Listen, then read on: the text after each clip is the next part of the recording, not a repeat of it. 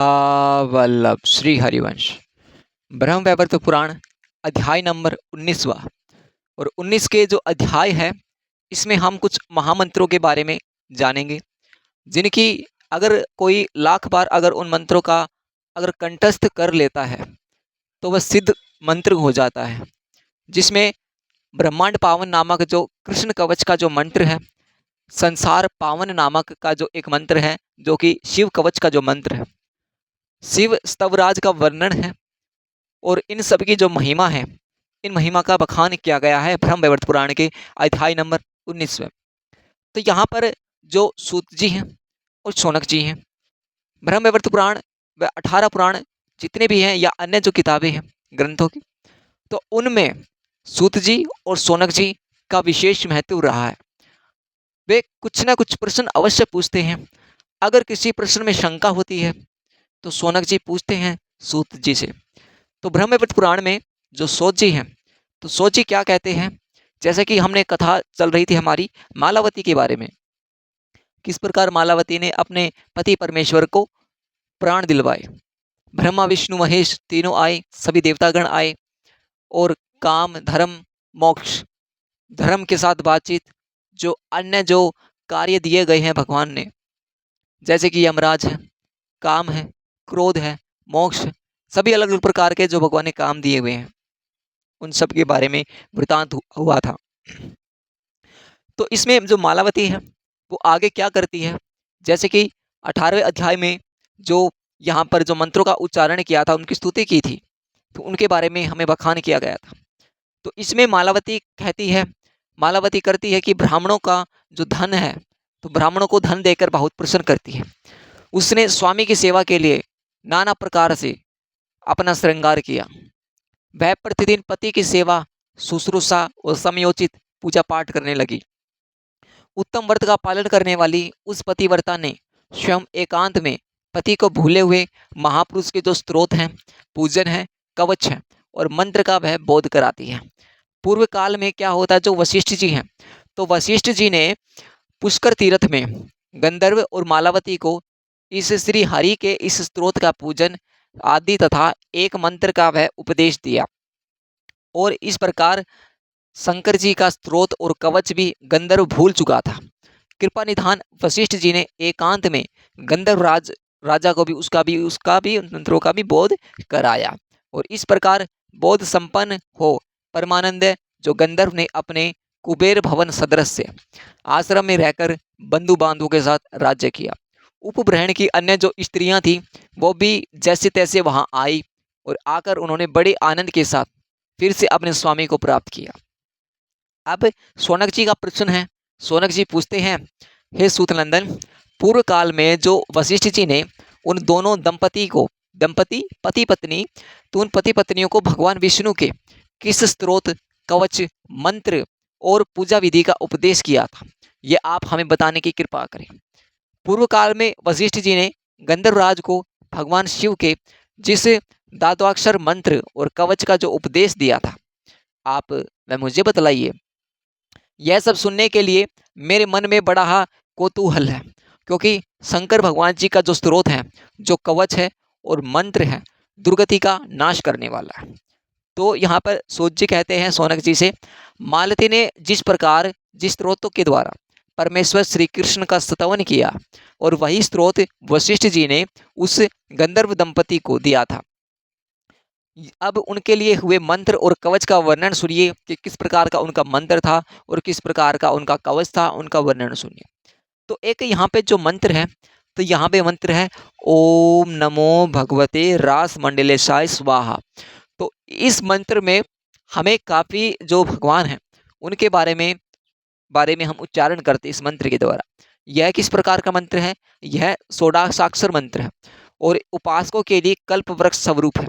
अगर हम इस मंत्र का अगर उच्चारण करते हैं, सिद्ध कर लेते हैं इस मंत्र को, तो यह एक कल्प वृक्ष के स्वरूप माना गया है। इसी का उपदेश वशिष्ठ जी ने भी दिया था। पूर्व काल में श्री हरि के पुष्कर धाम में ब्रह्मा जी ने कुमार को यह मंत्र दिया था, और भगवान श्री कृष्ण ने गोलोक में भगवान शंकर को इसका गायन प्रदान किया था। यहाँ भगवान विष्णु के वेद वर्णित स्वरूप का ध्यान किया जाता है। भगवान विष्णु के जो वेदों को जो वर्णित है उनका स्वरूप का ध्यान किया जाता है, जो सनातन एवं सबके लिए परम दुर्लभ है। पूर्वोक्त मूल मंत्र से उत्तम नवेद आदि सभी उपचार समर्पित करते रहना चाहिए। अब भगवान है, भगवान का जो कवच है वह अत्यंत गुप्त है। तो भगवान का जो कवच है वो बहुत ही गुप्त है। उसे मैंने अपने पिताजी के मुख से सुना था। विप्रवर, पूर्व काल में त्रिशूलधारी भगवान शंकर ने ही पिताजी को गंगा के तट पर उसका उपदेश दिया था। भगवान शंकर को ब्रह्मा जी का तथा धर्म को गोलोक में रास मंडल के में गोपी वल्लभ श्री कृष्ण ने कृपा पूर्वक यह परम अद्भुत कवच प्रदान किया था। और इस प्रकार ये जो मंत्र है ये इस प्रकार है। राधा कांत महाभाग कवचम यतः प्रकाशितम ब्रह्मांड पावनम नाम कृपया कथय प्रभो महामहेशम च धर्म च भक्तम च भक्तवत्सलम तत्प्रसादेनम पुत्रभ्यो दास्यामि भक्ति सुयंतम। तो यहाँ पर इस मंत्र में क्या कहते हैं, ब्रह्मा जी बोले महाभाग राधाकांत। इस मंत्र का अर्थ है ये क्या है, महाभाग राधाकांत प्रभो ब्रह्मांड पावन नामक जो कवच आपने प्रकाशित किया है उसका उपदेश कृपा पूर्वक मुझको महादेव जी को तथा धर्म को दीजिए। भक्तवत्सल, हम तीनों आपके भक्त हैं, आपकी कृपा से मैं अपने पुत्रों को भक्ति पूर्वक इसका उपदेश दूंगा। तो इस जो मंत्र अगला है इसमें क्या कहते हैं, ऋणु वक्ष्यामि ब्रह्माश धर्मेदम कवचम परम अहम दास्यामि युषम्भ्यम गोपनीयम सुदुर्लभम यस्मे कस्मे न दातव्यम प्राणतुल्यम ममेव ही यतेजो मम देहेस्ति ततेजम कवचेपि च। इसमें जो ये मंत्र है तो मंत्रों के जो प्रकार है, मतलब इन मंत्रों के जो अर्थार्थ शब्द हैं वो अलग है। अब इन्होंने जो संस्कृत भाषा में जो बातें कही हैं इस प्रकार हमें बताई है। तो अब श्री कृष्ण भगवान क्या कहते हैं, ब्राह्मण महेश्वर और धर्म तुम लोग सुनो। ब्राह्मण महेश्वर और धर्म तुम लोग सुनो। मैं इस उत्तम कवच का वर्णन कर रहा हूँ, यद्यपि यह परलम दुर्लभ है। यह क्या है, यह बड़ा ही परलम दुर्लभ है और इस प्रकार यह गोपनीय भी है और तुम्हें इसका उपदेश दूंगा। परंतु ध्यान किस बात का रहे, ध्यान इस बात का रहे जिस किसी को भी इसका उपदेश नहीं देना चाहिए, जिस किसी को भी इसका उपदेश नहीं देना चाहिए, हर किसी को नहीं देना चाहिए इसका उपदेश, क्योंकि यह मेरे लिए प्राणों के भी सम्मान है। तो जो तेज मेरे शरीर में है, भगवान श्री कृष्ण कहते हैं जो तेज मेरे शरीर में है वही इस कवच में भी है। अगर ये मंत्र अगर हम सिद्ध कर लेते हैं तो जो भगवान श्री कृष्ण के शरीर में जो तेज है वही इस मंत्र में भी। तो कहते हैं कुरु सृष्टिमिमं धृत्वा धाता त्रिजगन्तां भवम सहर्ता भव हे शंभो मम तुल्यो भवे भवा हे धर्म तौमिमं धृत्वा भव साक्षी च कर्मणाम तपस्साम फलदाता च यूयम भवतम मदरातम। तो इसका अर्थ क्या है, ब्राह्मण क्या कहते हैं, ब्राह्मण तुम इस कवच को धारण करके सृष्टि करो। क्या कहते हैं, तुम इस कवच का धारण करके सृष्टि करो और तीनों लोकों के विधाता पद पर प्रतिष्ठित रहो। शंभो तुम भी इस कवच को ग्रहण करके संहार का कार्य संपन्न करो। इसमें भगवान सभी को बताते हैं, इसमें ब्रह्मा जी को बताते हैं, भगवान शिव जी को भी बताते हैं। अब ब्रह्मा जी का क्या काम होता है, ब्रह्मा जी का काम होता है सृष्टि का। तो यहाँ पर भगवान कहते हैं कि तुम तीनों लोकों के विधाता हो, ठीक है, और तुम सृष्टि पालन करता हो, ठीक है, और भगवान विष्णु तो पालन करता है ही। अब शंभु भगवान बोलना भगवान जी से कहते हैं कि तुम भी इस कवच को ग्रहण करके संहार का कार्य संपन्न करो और संसार में मेरे समान जितने शक्तिशाली हो जाओ। अब धर्म से क्या कहते हैं, धर्म से कहते हैं तुम इस कवच को धारण करके कर्मों के साक्षी बने रहो, तुम सब लोग मेरे वर से तपस्या के फलदाता हो जाओ। अब धर्म है, धर्म से जुड़ा है कर्म। अब जिस प्रकार जैसा कर्म होगा उसी प्रकार उसको वैसा धर्म मिलेगा। अगर हमने कर्म सही किया तो धर्म हमारे पक्ष में होगा, हमारे शिविर में होगा, और अगर हमने जरा सी भी भूल की तो धर्म हमारे शिविर में नहीं होगा, हमारे पक्ष में नहीं होगा, वैसा हमको यहाँ पर फल देखने को मिलेगा। ब्रह्मांड पावनस्यास्य कवचस्य हरिम सव्यम ऋषिच सछंदश्री गायत्री देवाम जगदीश्वरम धर्मार्थ कामोक्षेषु विनियोगम प्रकृतितः त्रिलक्ष्य वार पठनातम सिद्धिद कवचम विधे। इसमें इसका जो अर्थात है ये है, इस ब्रह्मांड पावन कवच के स्वयं जो भगवान है वो स्वयं श्री ऋषि हैं, श्री हरि हैं वो ऋषि हैं, और गायत्री है वह छंद है, और मैं जगदीश्वर श्री कृष्ण ही देवता हूँ। तथा धर्म अर्थ और काम और मोक्ष की सिद्धि के लिए इसका विनियोग कहा गया है। विधे 3 लाख बार पाठ करने पर यह कवच सिद्धायक हो जाता है। अगर कोई 3 लाख बार अगर इस कवच का अगर पाठ करता है तो वो सिद्धिदायक हो जाता है।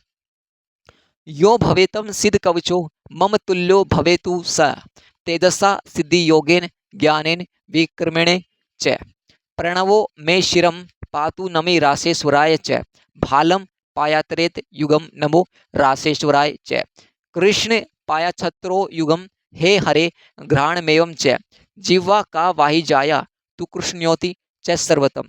जो इस कवच का जो यो विनियोग वाक्य है वो संस्कृत में भी बताया गया कि जो इस प्रकार है। ओम अस्य श्री ब्रह्मांड पावन कवचस्य साक्षातम श्री हरि ऋषि गायत्री छंद स एवं जगदीश्वरम श्री कृष्ण देवता धर्मार्थ काम मोक्षेशु विनियोगम। तो इसको हम संस्कृत में इस प्रकार बोलेंगे।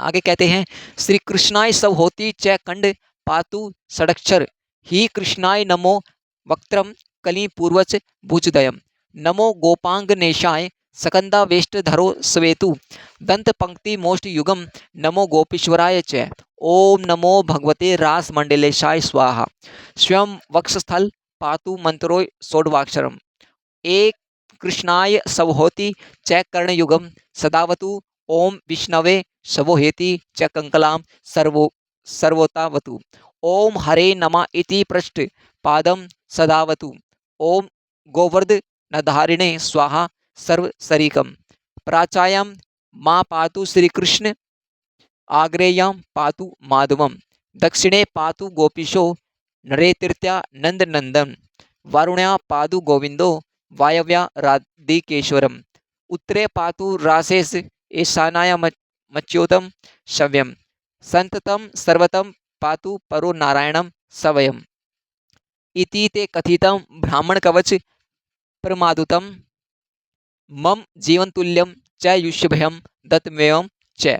तो संस्कृत में जो इस प्रकार के यहाँ पर जो श्लोक हैं तो संस्कृत में बताए गए हैं। अब देखिए इनका क्या है, देखिए अब बहुत कहते हैं कि ये कुछ मंत्र है और इन मंत्र को जो इस प्रकार इस कवच को सिद्ध कर लेता है वह मेरा तेज सिद्धियों के योग ज्ञान और बल पराक्रम में मेरे समान हो जाता है। तो यहाँ पर प्रणव प्रणव जो ओमकार होता है जो मेरे मस्तिष्क की रक्षा करे, मेरे मस्तिष्क की जो रक्षा करे। नमो रासेश्वराय, रासेश्वर क्या है, रासेश्वर को नमस्कार है। यह मंत्र मेरे ललाट का पालन करे। नमो रासेश्वराय यानी राधापति को वह नमस्कार है। यह मंत्र दोनों नेत्रों की रक्षा करे। कृष्ण दोनों कानों का पालन करे। हे हरे यह नासिक की रक्षा करे। स्वाहा मंत्र है यह जीवा को कष्ट से बचाए। कृष्णाय स्वाहा यह मंत्र सब ओर से हमारी रक्षा करे। श्री कृष्णाय स्वाहा यह षडक्षर मंत्र कंठ को कष्ट से बचावे। हीम कृष्णाय नमः यह मंत्र मुख की तथा कली कृष्णाय नमः यह मंत्र दोनों बुझाओं की रक्षा करे। नमो गोपांगनेशाय गोपांगना वल्लभ श्री कृष्ण को नमस्कार है। यह अष्टाक्षर मंत्र दोनों कंधों का पालन करे। नमो गोपीश्वराय गोपेश्वर को नमस्कार है। यह मंत्र दंत पंक्ति तथा ओष्ठ युगल की दंत पंक्ति और ओष्ठ युगल की रक्षा करे। ओम नमो भगवते रास मंडलेशाय स्वाहा। तो जो रास मंडल के जो स्वामी हैं सच्चिदानंद स्वरूप जो भगवान श्री कृष्ण हैं उनको नमस्कार है। तो इस प्रकार का ये मंत्र है। उनकी प्रसन्नता के लिए मैं अपने सर्वस्व की आहुति देता हूँ, त्याग करता हूँ। यह सोडाक्षर मंत्र मेरे वक्षस्थल की रक्षा करे। एम कृष्णाय स्वाहा यह मंत्र सदा मेरे दोनों कानों को कष्ट से बचावे। ओम विष्णवे स्वाहा यह मंत्र मेरे कंकाल जो अस्थि पंजर होता है तो अस्थि पंजर की सब ओर से रक्षा करे। ओम हरे नमः तो यह मंत्र सदा मेरे पृष्ठभाग और पैरों का पालन करे। ओम गोवर्धनधारिणे स्वाहा यह मंत्र मेरे संपूर्ण शरीर की रक्षा करे। पूर्व जो दिशा होती है तो पूर्व दिशा में श्री कृष्ण, अग्निकोण में माधव और दक्षिण दिशा में गोपीश्वर और तथा नैऋत्य कोण में नंद नंदन मेरी रक्षा करे। पश्चिम दिशा में गोविंद, वायव्य कोण में राधिकेश्वर और उत्तर दिशा में राशेश्वर और ईशान कोण में स्वयं अच्युत मेरा संरक्षण करे। और इस प्रकार जो परम पुरुष हैं जो साक्षात नारायण हैं सदा सब ओर से मेरा पालन करे। ब्राह्मण इस प्रकार इस परम अद्भुत कवच का मैंने तुम्हारे सामने वर्णन किया। तो जो हमने यहाँ पर इन मंत्रों के बारे में पढ़ा, हमारी आंखें, हमारे मुख, हमारी जीवा, हमारी दोनों भुजाएं, दोनों हमारे पैर, तो सभी प्रकार से चारों ओर से भगवान हमें इस तरह इन मंत्रों का जब हम सिद्ध कर लेते हैं तो इस प्रकार भगवान हमें इस तरह का घेर लेता है, वह चारों ओर से प्रकाश ही प्रकाश हमारी इस प्रकार से वह रक्षा करता है, हर प्रकार से रक्षा करता है। तो यहाँ पर कहते हैं कि मैंने आपने जो शौनक जी पूछ रहे थे सूत जी से, सो जिस प्रकार शौनक जी ने पूछा उसी प्रकार सूत जी ने उन मंत्रों के बारे में बताया, उनका श्लोक संस्कृत में बतलाया, उनका हिंदी में भी बतलाया कि किस प्रकार का मंत्र को किस किस प्रकार से हमारी रक्षा होती है, किस मंत्र का उच्चारण करने से क्या क्या होता है। तो सब वह जो है वह मैंने तुम लोगों को अर्पित किया है। अक्षमेध सहस्त्राणि वाजपेय शतानि च कलाम नाहरन्ति तान्येव कवचस्यैव धारणाताम गुरुमभ्य चसर्य विधिवदस्त्रालंकार चंदेनम सत्रात्वा च नमस्कृत्य कवचम धार्यते सुधि कवचस्य प्रसादेन जीवनम मुक्तो भवेंत्रम यदि सयातम सिद्ध कवचो विष्णुरेव भवेद द्विजम। इति श्री ब्रह्मवैवर्त महापुराणे ब्रह्माखंडे महापुरुष ब्रह्मांड पावनम नाम श्री कृष्ण कवच संपूर्णम। तो कहते हैं कि इस कवच को धारण करने से जो पुण्य होता है वह सहस्त्रों अश्वमेघ और सैकड़ों वाजपेयी यज्ञ और उसकी 16वीं जो कला है 16वीं कलाओं के बराबर भी नहीं हो सकते। विद्वान पुरुष को चाहिए कि स्नान करके वस्त्र अलंकार और चंदन द्वारा विधिवत गुरु की पूजा और वंदना करने के पश्चात जो यह कवच है यह धारण करना चाहिए और इस कवच के प्रसाद से मनुष्य जीवन मुक्त हो जाता है। अब शौनक जी से कहते हैं यदि किसी ने इस कवच को सिद्ध कर लिया है तो वह विष्णु रूप ही हो जाता है। अब इस प्रकार श्रीमद् ब्रह्मवैवर्त पुराण महापुराण के ब्रह्मा खंड में महापुरुष ब्रह्मांड पावन नामक श्री कृष्ण कवच का यह पूरा हुआ।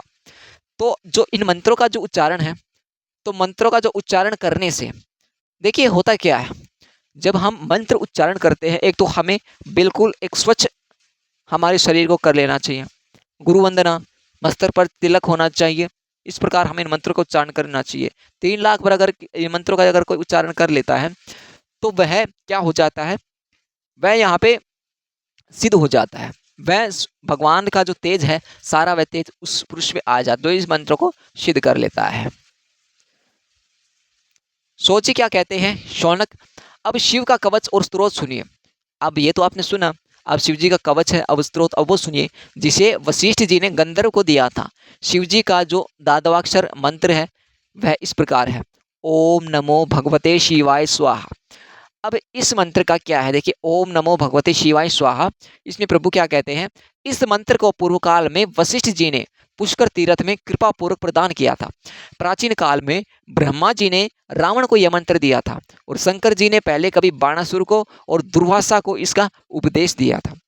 इस मूल मंत्र से इष्ट देव को नैवेद्य आदि जो संपूर्ण उत्तम जो उपचार है वह समर्पित करना चाहिए और इस मंत्र का वेदोक्त ध्यायेन्द्रिय महेश्यम इत्यादि श्लोक के अनुसार जो सर्वसम्मत है वह सब करना चाहिए।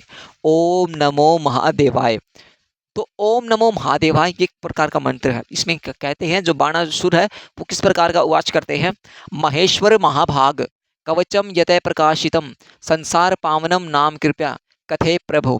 तो इसमें जो सच्चिदानंद स्वरूप है तो भगवान श्री महादेव जी को नमस्कार है। बाणासुर कहते हैं महेश्वर महाभाग प्रभु, आपने संसार पावन नामक जो कवच प्रकाशित किया है उसे कृपा पूर्वक मुझसे कहिए। तो इस प्रकार जो बाणासुर है, तो बाणासुर इस प्रकार वह भगवान शंकर के सामने कहता है और कहते हैं आगे, ऋणु वक्ष्यामि हे वत्सम कवचम परमादुतम अहम तुभ्यम प्रदास्यामि गोपनीयम सुदुर्लभम। तो आगे इसमें कहते हैं कि पुरा दुर्वाससे दंतम त्रिलोक विज्ञाय च ममे वेदम च कवचम भक्ताया यो धार्यतम शुद्धिम जेतुम सक्रोतिम त्रिलोक्यम भगवानियम लीला। इसमें अब महेश्वर भगवान महादेव जी क्या कहते हैं, महेश्वर कहते हैं बाणासुर से, बेटा सुनो, उस परम अद्भुत कवच का मैं वर्णन करता हूँ, यद्यपि वह परम दुर्लभ और गोपनीय है, तथापि तुम्हें इसका मैं उपदेश दूंगा। पूर्व काल में क्या हुआ, जो त्रिलोक्य है, तो त्रिलोक्य विजय के लिए यह कवच मैंने दुर्वासा को दिया था। जो उत्तम बुद्धि वाला पुरुष भक्ति भाव से मेरे इस कवच को धारण करता है वह भगवान की भांति लीला पूर्वक तीनों लोकों पर विजय पा सकता है। अब इस प्रकार यहाँ पे जो ये मंत्र हैं, श्लोक हैं, तो वह इस प्रकार हैं। प्रतिदिन जो महेश्वर का ध्यान करें, उनकी अंग कांति चांदी के पर्वत अथवा कैलाश के समान है। मस्तक पर मनोहर चंद्रमा का मुकुट शोभा पाता है। दिव्य वेशभूषाएं एवं श्रृंगार से उनका प्रत्येक अंग उज्जवल जगमगाता हुआ जान पड़ता है। उनके एक हाथ में फरसा और दूसरे हाथ में मर्ग छोड़ा तथा जो शेष दो हाथों पर अभय की मुद्राएं हैं, वे सदा प्रसन्न रहते हैं। रत्नमय सिंहासन पर विराजमान है। देवता लोग चारों ओर से खड़े होकर उनकी स्तुति करते हैं और वे बागंबर पहने हुए बैठे हैं। भगवान शिव संपूर्ण विश्व के जो आदि कारण और वंदनीय हैं, सबका भय दूर करने वाले हैं। उनके 5 मुख हैं और प्रत्येक मुख में 3-3 नेत्र हैं। और यहाँ पे कहा गए हैं जो संसार पावन्यास्य कवचस्य प्रजापति ऋषि छंद्रसी गायत्री देवम च महेश्वरम धर्मार्थ काम मोक्षेषु विनियोगम प्रकीर्तिते पंचलक्ष जनपेन सिद्धिदम कवचम भवेतम यो भवेतम सिद्ध कवचो मम तुल्यो भवेदम भुवि तेजस्सा सिद्धि योगनम तपसा विक्रमेण च शंभु भूर्मे मस्तकम पादु मुखम पातु महेश्वरम दंत पंक्ति च नीलकंठो पैधरुष्टम हरम सव्यम कंठ पातु चंद्रचूड़म सकंदो वर्षभवानम वक्षस्थलम नीलकंठम पातु पृष्ठम दिगंबरम सर्वांग पातु विशेश्वरम सर्वदिक्षु च सर्वदा सौप्रे जागरणे चैव स्थानुरण में पातु संततमम इति ते कथितं बाणकवचं प्रमादुतं यस्मै कस्मै न दान्त कव्य गोपनीयं प्रियवक्तं यतः फलं सर्वतीर्थणा स्नानेन लभते नरं तत् फलं लभते नूनं कवचस्य धारणातम् इदं कवचमज्ञात्वा भजनेमा य समुन्दति शतलक्ष प्रजामुतापि यह मंत्र सिद्धिदायकम इति श्री ब्रह्मवैवर्त संसार पावन नामक शंकर कवच संपूर्णम। तो इस प्रकार जो भगवान श्री शंकर का जो ये कवच है ये संपूर्ण होता है, जो कि ब्रह्मवैवर्त पुराण के 19वें श्लोक में। अब इसका अर्थार्थ क्या है? इसका अर्थात ये है, इस संसार पावन नामक शिव कवच के प्रजापति ऋषि गायत्री छंद तथा मैं महेश्वर देवता हूँ। धर्म अर्थ काम और मोक्ष के लिए इसका विनियोग है। विनियोग वाक्य यो समझ लेना चाहिए कि जैसे ओम अस्य श्री संसार पावन नाम देयस्य शिव कवचस्य प्रजापति ऋषि गायत्री छंदो महेश्वरा देवता धर्मार्थ काम मोक्ष सिद्धि विनियोगम 5 लाख बार अगर कोई पाठ करने से यह कवच सिद्धायक होता है। जो इस कवच को सिद्ध कर लेता है वह तेज सिद्धि योग और तपस्या और बल पराक्रम में इस भूतल पर मेरे समान हो जाता है। अब कहते हैं भगवान शंभु मेरे मस्तिष्क की जो और महेश्वर की मुख की रक्षा करे, नीलकंठ दांतों की पात का और स्वयं हर अधरोष्ट का पालन करे, चंद्रचूड़ कंठ की और वृक्ष वाहन दोनों कंधों की वह रक्षा करे। और इस प्रकार यहाँ पर इस मंत्र का जो नीलकंठ पक्षस्थल का और दिगंबर पृष्ठभाग का पालन करे, विशेश्वर सदा सब दिशाओं में संपूर्ण अंगों की रक्षा करे, सोते समय और जागते समय स्थानुदेव निरंतर मेरा पालन करते रहे। बाण इस प्रकार मैंने तुमसे इस परम अद्भुत कवच का वर्णन किया है। अब भगवान शिव ने बाणासुर के समक्ष जो पूछा था, तो इस प्रकार कवच का जो वर्णन किया गया है। अब इसका उपदेश जो भी आवे उसी को नहीं देना चाहिए, इसको उपदेश हरे को नहीं देना चाहिए, अपितु प्रयत्न पूर्वक इसको गुप्त ही रखना चाहिए। मनुष्य सब तीर्थों में स्नान करके जिस फल को पाता है उसको अवश्य इस कवच का धारण करने मात्र से पा लेता है। जो अत्यंत मंदबुद्धि मानव इस कवच को जाने बिना मेरा भजन करता है वह 100 लाख बार जप करे तो भी इसका मंत्र सिद्धायक नहीं होता। जो क्या है बताया भगवान ने कि जो यहाँ पे मंदबुद्धि होता है, मंदबुद्धि जो मानव होता है इस कवच को बिना जाने बिना मेरा भजन करता है, चाहे वह 100 लाख बार जप करे तो भी उसका मंत्र वह सिद्धायक नहीं होता है। और इस प्रकार ब्रह्मवैवर्त पुराण में संसार पावन नामक है ये जो कवच है ये संपूर्ण हुआ है। अब सोच जी क्या कहते हैं, सोनक जी से कहते हैं यह तो कवच कहा गया है, अब स्रोत सुनिए। कवच की महिमा बताई गई है किस प्रकार है और कैसे कैसे है बाणासुर से। अब इसका स्रोत सुनिए। मंत्र राज कल्पवृक्ष स्वरूप है, इसे पूर्व काल में वशिष्ठ जी ने दिया था।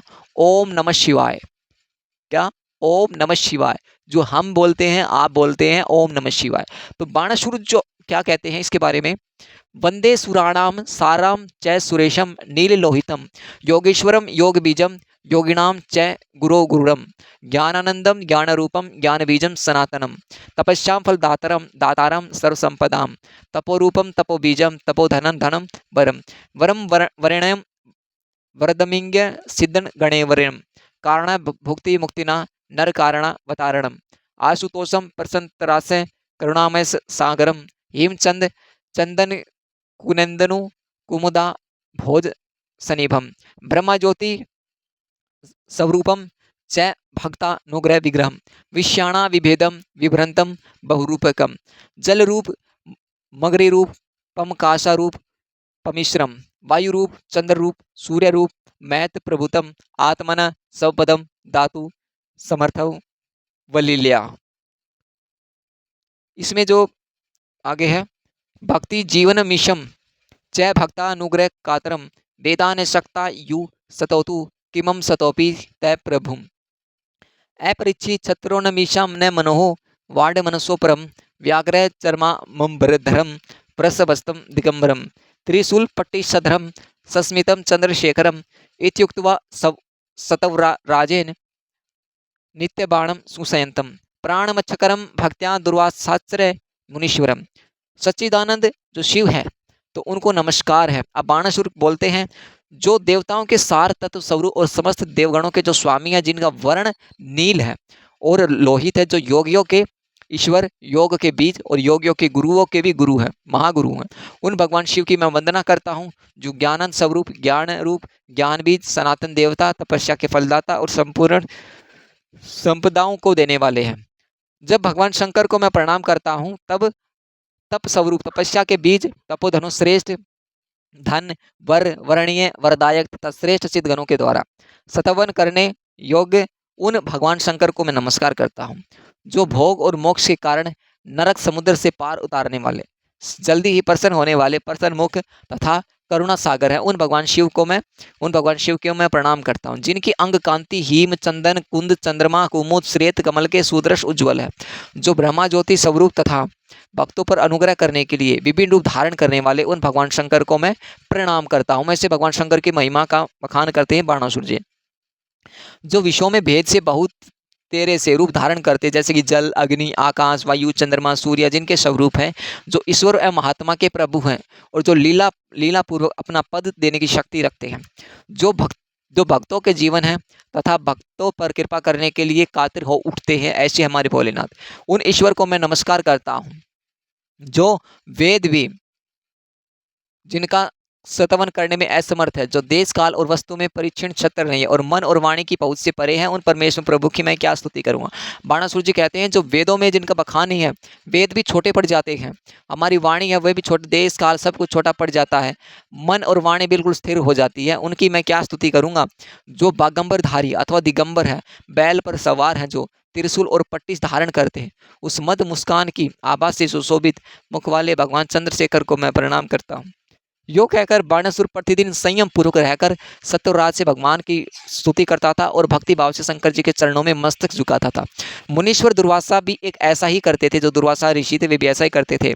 मुनि वशिष्ठ जी ने पूर्व काल में त्रिशूलधारी शिव के इस परम महान अद्भुत स्त्रोत का गंधर्व को उपदेश दिया था।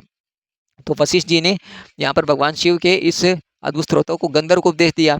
जो मनुष्य भक्ति भाव से इस परम पुण्यमय स्त्रोत का पाठ करता है, वह निश्चय ही संपूर्ण तीर्थों में स्नान का फल पा लेता है। जो संयम पूर्वक हविष्य और खाकर रहते हुए जगत गुरु शंकर को प्रणाम करके 1 वर्ष तक इस स्त्रोत का सुनता है, वह पुत्रहीन हो तो अवश्य ही पुत्र प्राप्त हो जाता है। अगर कोई 1 वर्ष तक अगर इसको सुन ले, अगर पुत्रहीन है तो उसके पुत्र हो जाता है। जिसको गलित कोढ़ का रोग हो या उदर में बड़ा भारी शूल उठता हो, वह यदि 1 वर्ष तक इस स्त्रोत का सुन ले तो अवश्य ही इस रोग से मुक्त हो जाता है। पेट से, शरीर से कोई भी समस्या हो, 1 वर्ष तक अगर कोई कर ले तो भी उसका जो रोग है वह पूर्ण रूप से ठीक हो जाता है। यह बात मैंने व्यास जी के मुंह से सुनी है। जो कैद में पड़कर शांति न पाता हो, वह भी 1 मास तक इस स्त्रोत का श्रवण कर अवश्य बंधन से मुक्त हो जाता है। जिसका राज्य, अगर किसी राज्य का राज्य छीन गया हो, ऐसा पुरुष यदि भक्तिपूर्वक 1 मास तक इस स्त्रोत का श्रवण करे तो अपना राज्य प्राप्त कर लेता है। 1 मास तक संयम पूर्वक उनका श्रवण करे, निर्धन मनुष्य धन पा लेता है। राज्य क्षमा से ग्रस्त होने पर जो आस्तिक पुरुष वह 1 वर्ष तक श्रवण करता है, वह भगवान शंकर के प्रसाद से निश्चय रोग मुक्त हो जाता है।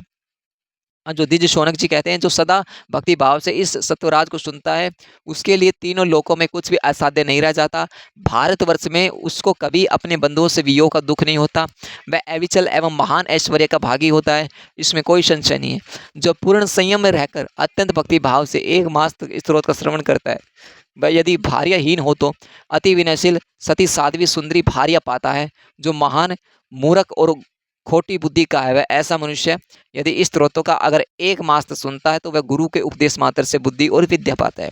कहते हैं जो अगर किसी को भार्या नहीं मिल रही, किसी का विवाह नहीं हो रहा, 1 मास तक अगर इस मंत्र का जाप करता है, सुनता है, सुनाता है, तो उसको पत्नी सुख मिल जाता है। और यहाँ पर कहते हैं जी इस स्त्रोत का अगर कोई 1 मास तक, अगर कोई मूर्ख खलकामी है जो बिल्कुल बुद्धि नहीं है उसमें, तो वो 1 मास तक अगर वह सुनता है तो गुरु के उपदेश मात्र से बुद्धि और विद्या पाता है। जो प्रारब्ध से, कर्म से दुखी और दरिद्र मनुष्य भक्ति भाव से इस स्त्रोत का श्रवण करता है, उसे निश्चय भगवान शंकर की कृपा से धन प्राप्त होता है। अब हमें नहीं पता तुम्हारा प्रारब्ध कैसा है, मेरा प्रारब्ध कैसा, प्रारब्ध में हम क्या थे, कैसा हमारा जन्म था, हम क्या थे, हमें कुछ नहीं पता है।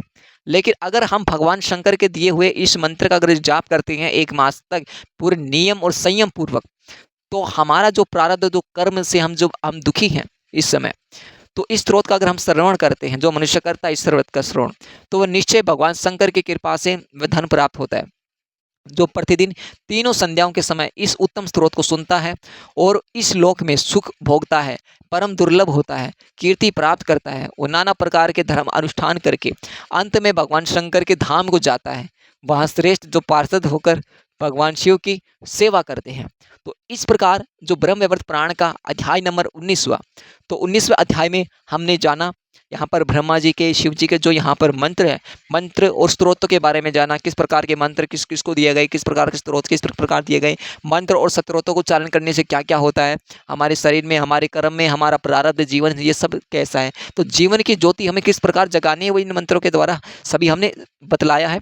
तो ब्रह्म वैवर्त का अध्याय नंबर 19वां यहीं पर समापन होता है। प्रेम से बोलिए श्री राधा वल्लभ श्री हरिवंश।